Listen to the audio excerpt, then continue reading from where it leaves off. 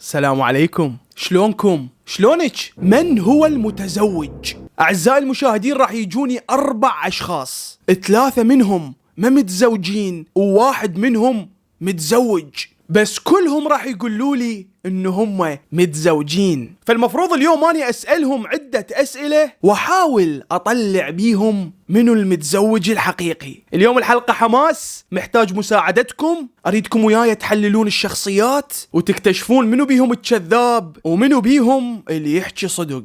بس قبل ما نبلش أريدكم تصلون على محمد وآل محمد. صليت؟ عافية بطل. وهسه خلينا نستقبل أول شخص.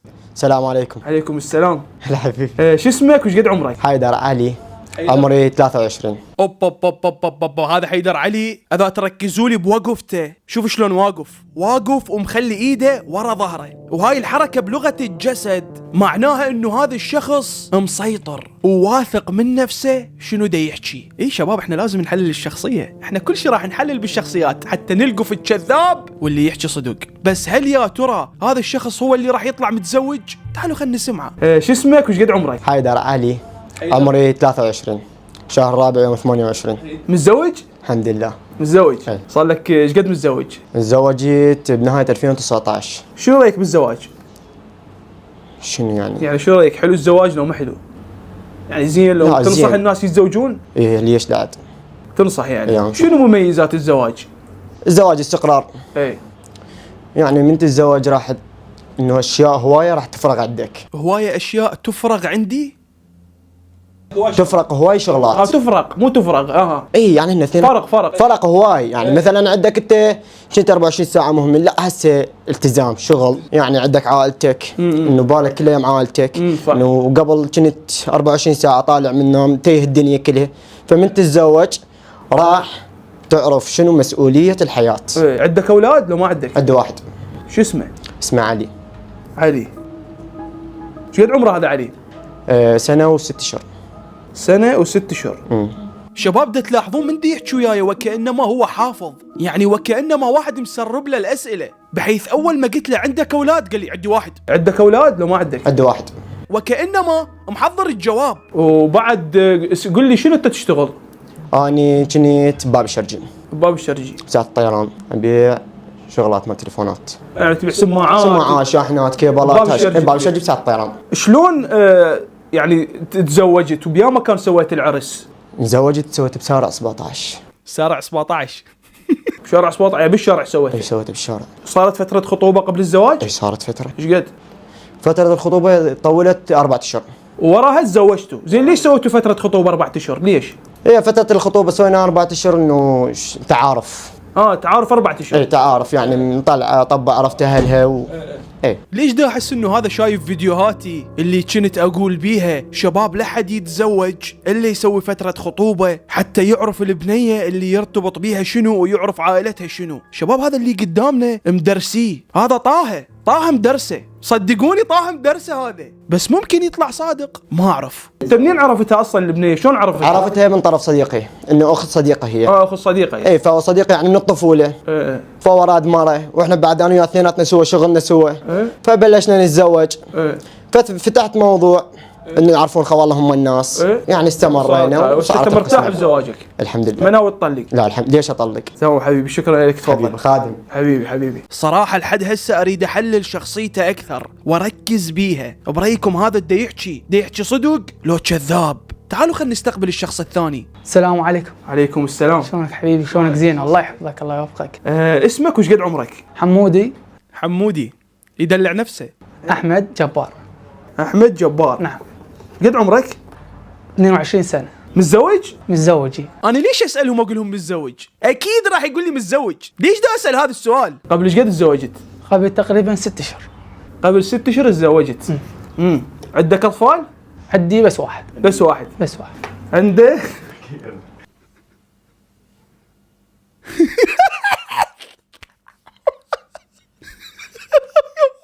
وقف. شنو صار له 6 اشهر متزوج وعنده طفل؟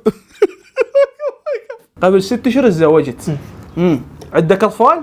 عندي بس واحد. صار له 6 اشهر متزوج وعنده طفل واحد. شو وقت خلفه؟ قبل ايش قد تزوجت؟ قبل تقريبا 6 اشهر. قبل 6 اشهر تزوجت. عندك اطفال؟ عندي بس واحد. بس واحد. بس واحد. عنده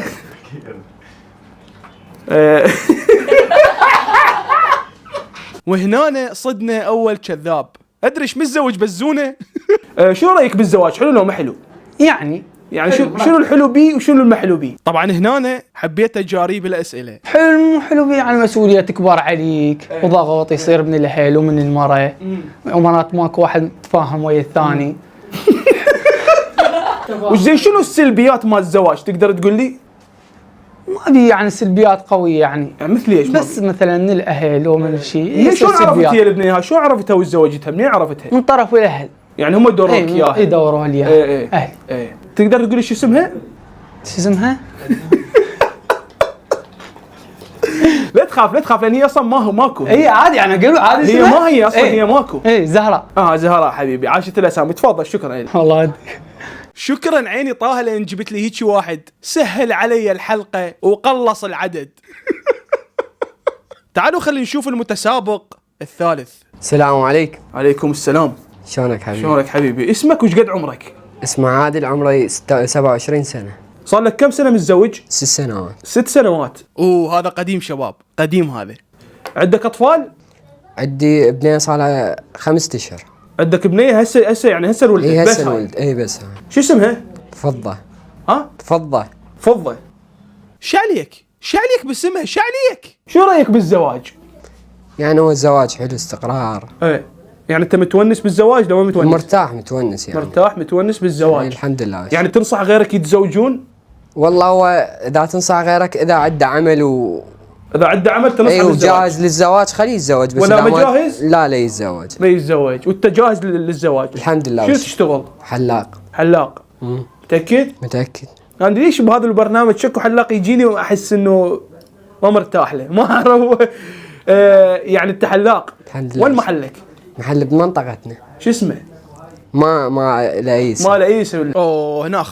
هنا خربنا. ليش ما قلت لي اسم المحل؟ هسه اعطيني اي اسم. ليش تخليني احس بيك انت تكذب حتى بوظيفتك؟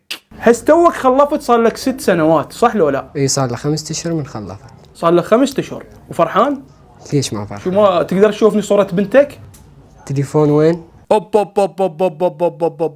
لا دا يتحداني بحد يشوفني صورته. زين ممكن يشوفني صورة اي بنية من قرايبهم. هذا مو اثبات يا اخوان، مو اثبات. لا انا بس دا اسالك يعني عندك استعداد؟ اي عندي استعداد. عندك استعداد تشوفني صورة بنتك؟ شو اسمها؟ فضة. يعني شلون عرفت زوجتك من اذا ردت تتزوج؟ يعني هو زواج تقليدي. يعني بس اهلك عرفوه؟ لا من عنداني ولا صديقي بنت اخته الثانيه. اعطاك بنت اخته. صديقك اعطاك بنت اخته. وين سويت العرس؟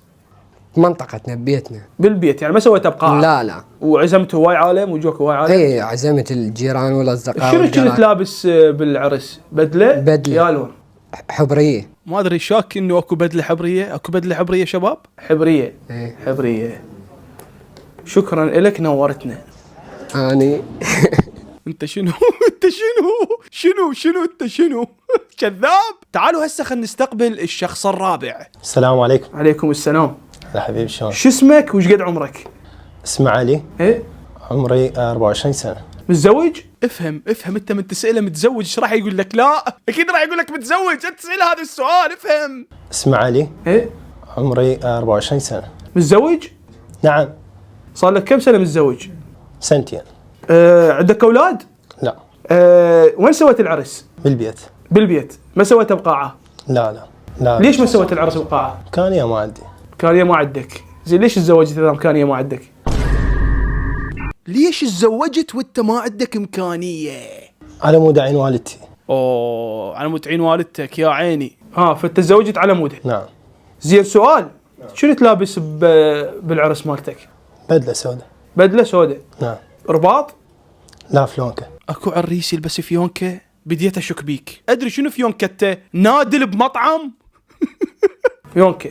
شو تسوي بعد اختيار اصدقائي؟ اصدقائك اختاروك. منين عرفت زوجتك؟ زواج تقليدي. يعني اهلك لقوها يعني مو قرايب؟ لا. سويتوا اكل اكيد بالعرس؟ اي بس مو يعني على قد الحال. شنو كان اكل بالعرس تقدر تقول؟ هو تمن ودجاج تمن شعرية. دجاج وشعريه. نعم. اكيد اكو شعريه، متاكد؟ نعم متأكد.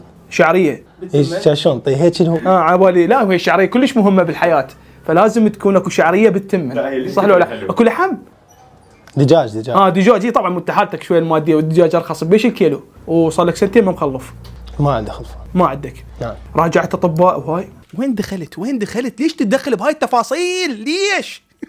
لا بعد منتظرين نعمة الله. انت هيك عايف ما تدري. ما تدري.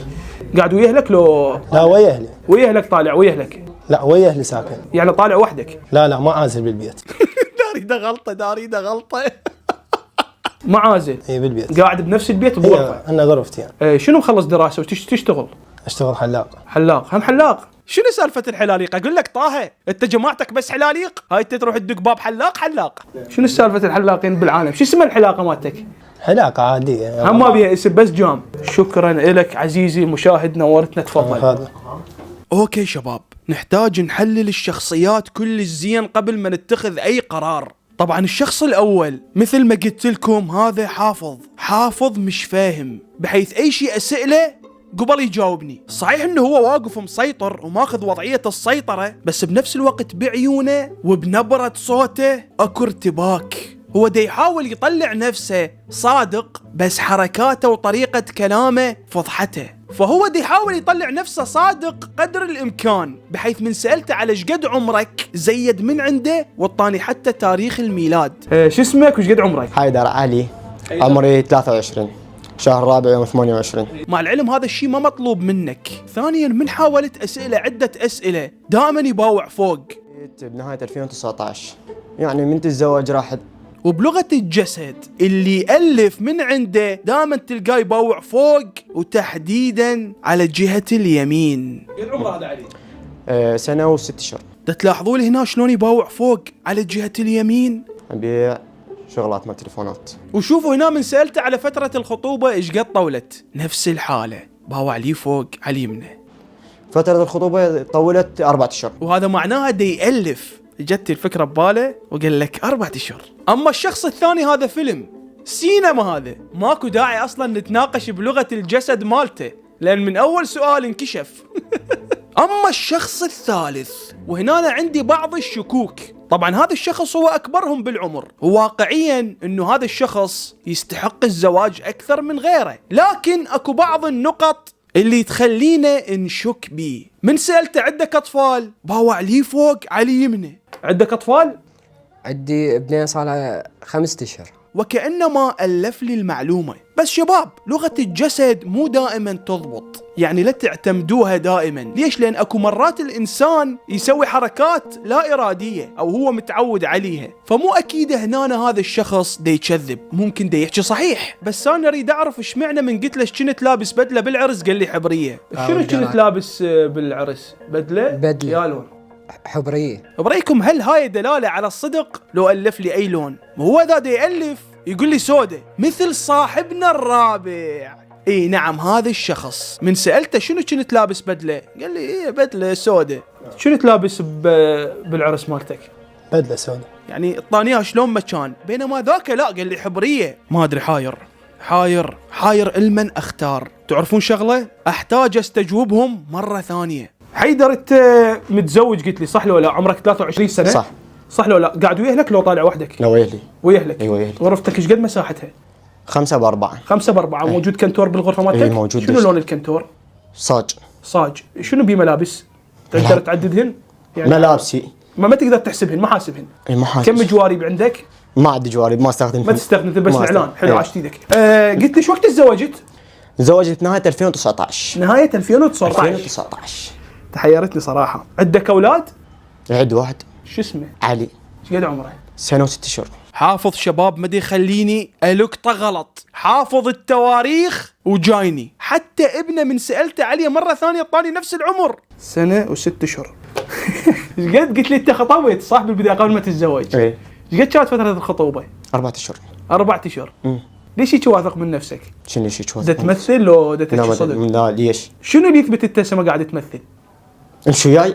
امشي وياك. امشي وياي اراويك الطفل. اطلع لك العقد. اي اطلع لك العقد. العقد مال الزواج. امشي. منو زوجك؟ تعرف اسم السيد؟ السيد بيتهم بالورفلي. تعرف اسمه؟ ما اعرف اسمه. انت قاعد تحكي صدق؟ كيفك انت؟ قلت لي انت عندك ابنك شو اسمه؟ ابني كرار. كرار. ابنك كرار بياصف. بعده ما مسجل، طفل قد صغير عمره قلت بعد. لي؟ عمره تقريبا ما يتجاوز الشهرين. شهرين مو 6 اشهر. لا شهرين. شهرين. لا يمشي لو ما يمشي؟ لا استوني يزحف. يزحف استوى شهرين استوى يزحف. وينك واحد عمره شهرين يزحف؟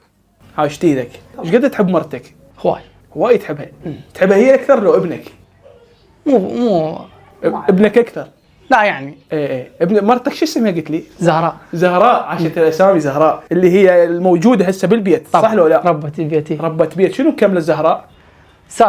سادس ابتدائي. عاشت ايدك. يعني تقدر تكتب وتقرا؟ اي تقرا وتكتب وتدز بصمات اي. عاشت ايدك. شكرا حبيبي تفضل. عادل حبيبي انت متزوج الحمد لله. عمرك 27 سنه. شو اسم بنتك؟ فضة. علي صوتك. فضة. سميتها فضة. فضة. منو سماه هذا الاسم؟ انا وزوجتي. بنتك بياصف؟ بنتي عمرها 5 اشهر يا صح. 5 اشهر. عبالي 5 سنين. يعني انت متاكد ما قلت عمرها 5 سنين؟ لا 5 اشهر. 5 اشهر. 5 اشهر. قلت لي انت من تزوجت كنت لابس بدله بدلة حبرية. حبريه. ايه. موجوده عندك لسه بالبيت؟ البدلة لا وين تظل بدلة صار لها 6 سنوات. علي عمرك ايش قد؟ 24 24 سنه. صار لك كم سنه متزوج؟ 2 ايش تشتغل؟ حلاق. ما عندك اولاد؟ لا ابد. قاعد وحدك صح ويا زوجتك؟ بالغرفة بوحدنا بس ويا والدتي ووالدي. ليش تزوجت؟ عين والدتي. وانت تزوجت بس على مود هذا السبب؟ اي تقريبا. ليش يضحك؟ البنيه من تقدمت لها منو كان وياها يعني ولي امرها منو؟ قبل لا تتزوجها؟ امها وابوها. يعني اخذت الموافقه من ابوها لو من امها؟ اي طبعا. من ابوها لو من امها؟ لا بالبداية امها ليه كذب علي. بالبدايه اخذت الموافقه من امها. إيه. اوكي شباب، هساني حللتهم كلهم. طبعا هذا طلعوه على صفحه كذاب 100%، ما لنا علاقه به. خلونا بهذول الثلاثه. شوفوا عيني، هذا الشخص اللي قدامكم كذاب. شلون عرفت اني كذاب؟ انا اقول لك شلون. هذا الشخص لقفته كذاب من سالته سؤال. من سالته قلت له انت ليش متزوج مره ثانيه؟ قال لي حتى اعين والدتي. ليش تزوجت؟ عين والدتي. فقلت له يعني انت بس على مود هذا السبب تزوجت؟ قال لي ايه تقريبا. وانت تزوجت بس على مود هذا السبب؟ اي تقريبا. برأيكم هذا الكلام ما يجرح الزوجة من تشوف رجلها متزوجها حتى بس يجيبها تعين والدته؟ مع العلم بالدين الإسلامي الزوجة مو مجبرة تتزوج حتى تعين أم زوجها، هذا الشيء مستحب تسويه مو واجب عليها. هي الزوجة مو خدامة. فأعتقد هذا لو صدق متزوج كان ما حكي هذا الحكي على مود مشاعر زوجته. طبعا للتأكيد سألته سؤال ثاني، اكتشفت انه هو كذاب. راح تقول لي شنو السؤال؟ انا اقول لك. قلت له البنية من تقدمت لها اخذت موافقة امها لو ابوها؟ شوفوا شنو جاوبني. البنية من تقدمت لها منو كان وياها يعني ولي امرها منو؟ قبل لا تتزوجها؟ امها وابوها. يعني اخذت الموافقة من ابوها لو من امها؟ اي طبعا. من ابوها لو من امها؟ لا بالبداية امها ليه كذب علي. بالبداية اخذت الموافقة من امها؟ إيه. قال لي ايه بالبداية اخذت الموافقة من امها. ليش اكذب عليك؟ هو انت دا تكذب علي؟ غير دا تكذب علي. ليش؟ انا اقول لك ليش. لانه بالدين الاسلامي الام ما إلها ولاية على بنتها بالزواج. اللي عنده ولاية على البنية بموضوع الزواج هو فقط الاب، واذا كان الاب ما موجود هو الجد. الام ما يحتاج تاخذ موافقتها اصلا، الشرط الاساسي ابوها. فالاب هو الوحيد اللي عنده سلطة على بنته بزواجها. فهنا كشف نفسه من قال لي لا بالبداية اخذت الموافقة من امها. فهذا اللي قدامكم ما متزوج. وهسه تأكدنا من 2 أشخاص ما متزوجين. بقوا عندي شخصين، وهذول اثنيناتهم حاير بيهم. اثنيناتهم كلامهم دا يتكرر علي نفس ما هو. تعالوا خلي نحلل شخصية الشخص الأول. شوفوا هذا أشك بيه كذاب.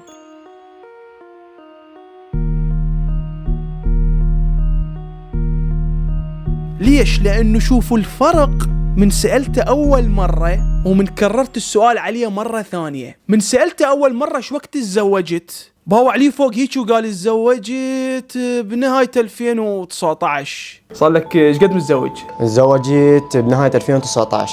دا يجمع الفكرة. من سألته مرة ثانية قبل جاوبني تزوجت بنهاية 2019. قلت لي شو وقت تزوجت؟ تزوجت بنهاية 2019. نهاية 2019. 2019. حفظها للمعلومة. عكس هذا الشخص من سألته أول مرة قلت له شو وقت تزوجت؟ قال لي قبل 6 سنوات. صار لك كم سنة متزوج؟ 6 سنوات. 6 سنوات. ومن سألته على فترة الخطوبة أول مرة هم أنا صفن جمع الفكرة وقال لي 4 أشهر. فترة الخطوبة طولت 4 أشهر.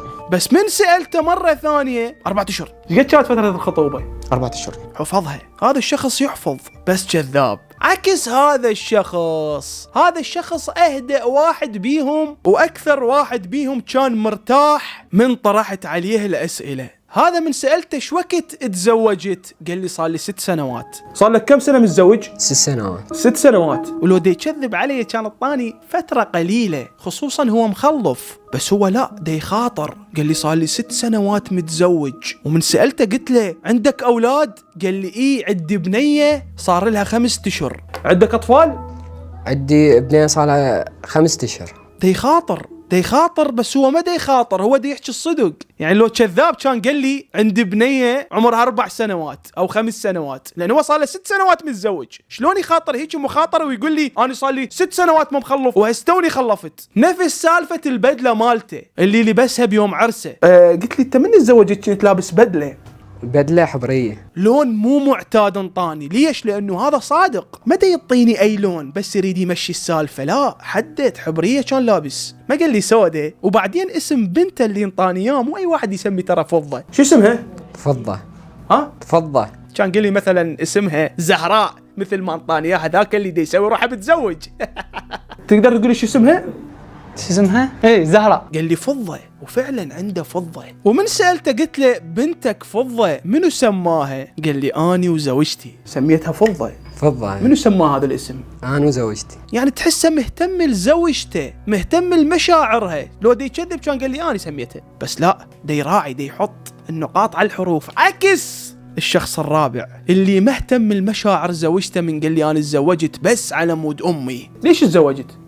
عين والدتي. وبناء على هذا لازم اختار شخص. اريدكم تكتبوا لي بالتعليقات بمن شاكين ومن هو المتزوج الحقيقي برأيكم. اكتبوا لي هسه بالتعليقات بمن شاكين، بعيدا عن تحليلي، ممكن يطلع تحليلي خطأ. تعالوا خلينا نختار.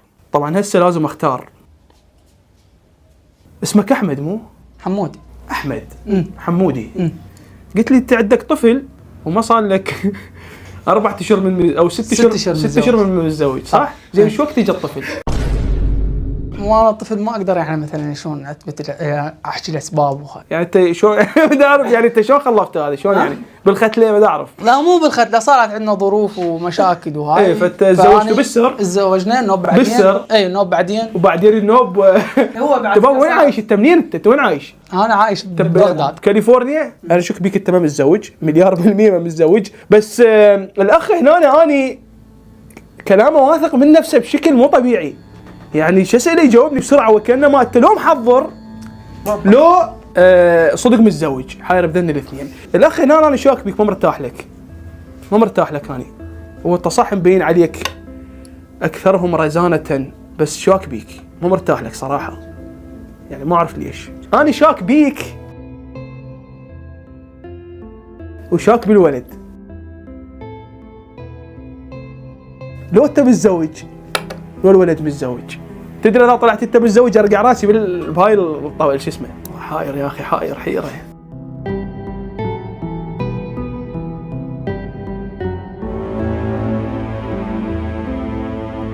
والله سووا اصابعكم هيجي.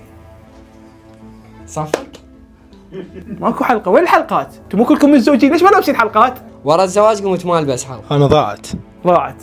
شرط مرات البس مرات ما البس. مرات ما تلقاها لا لان هي ماكو. لا مو مرات ما البس. الصراحة جبت مال الخطبة بس مال العرس لا ما جبت. ليش ما جبت مال العرس؟ شوي مادية. هي بيش الحلقه؟ مو على الحلقة يعني النوع ما البسها. عرفت. أنا أشك بيك أنت الصادق، بس أريدك بس ترفع إيدك بدون ما تحكوا. كلكم ما تحكون، أريدك ترفع إيدك بس هيك. ظل رافعها. راح أحسب من 1 ل3. من أقول 3 بس الصادق يرفع إيده. يعني إذا أنت كنت صادق تبقى إيدك مرفوعة، بس إذا كنت كاذب تنزل إيدك يرفعها بيكم بس الصادق.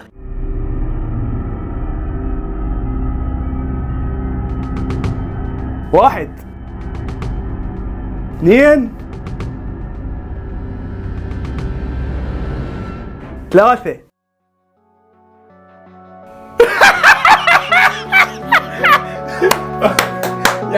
متزوج. تفضل. وانت شنو انت؟ بس طي المايك طي المايك. انت سويت روحك متزوج الا شويه ردت توقعني. تدري لو لا. عموما انا اشكركم كلش، شكرا كلش لكم على الوجود. وهذا طلع ابو فضه حقيقي، ابو فضه صدق مو ابو فضه بس. انت شلون عرفت فيهم متزوجين؟ شلون عرفت هذا متزوج؟ شلوني كتبوا لي بالتعليقات شلوني. صدته بابا، صدته بابا مخه هنا. طه هذا تشوفني هسه تراني صعب. لا تنسوا تكتبوا لي بالتعليقات بمن كنتوا شاكين. هذا التخطيط يحتاج له مجهود، بذلت عليه مجهود، حللتهم من فوق لي جوا. شباب انا لازم اشتغل محقق. الحكومه اذا تشوفوني انا افيدكم بالتحقيق، شدوا لي راتب، او حتى اذا ما تجيبوني بالتحقيق دزوا لي الفيديوهات واني احلل لكم شخصيتهم. ولو هي هاي الشغله شباب مو سهله، يعني انه يجوز تظلم شخص بسبب تحقيقك. ما احب اشارك بهيك شغلات، اسف اعتذر منكم. خاف اظلم لي واحد ويطلع بريء. عموما الى هنا انتهت الحلقه. اذا عجبتكم سووا لها لايك. اذا وصلت هاي الحلقه نص مليون لايك انزل لكم الجزء الثالث مالتها. نص مليون لايك ما يخصني. نص مليون لايك انزل لكم الحلقه الثالثه. عندي بعد هواي افكار. ولا تنسى تشوف حلقه من هو الكاذب اللي نزلتها قبل هاي الحلقه، وشوفوني طلعت الكذاب لو ما طلعته بذيك الحلقه. ها صحيح لا تنسى تستغفر. اي شباب احنا لازم نستغل هاي المنصه. الانسان لازم يستغفر دائما. عندك هواي يوتيوبريه ينهون مقاطعهم بساوند تراك او اغنيه، وانا اشوف ما بيها فائده صراحه. فلا تنسون تستغفرون. واشوفكم بفيديو جديد وباي باي. احس نفسي ناسي شغله. ايش ناسي شو تقولين انتي؟ اوكي شباب راح اروح اسوي مش ما حد يفيدش. باي باي. وانت لا قوم انها خلصت الحلقه.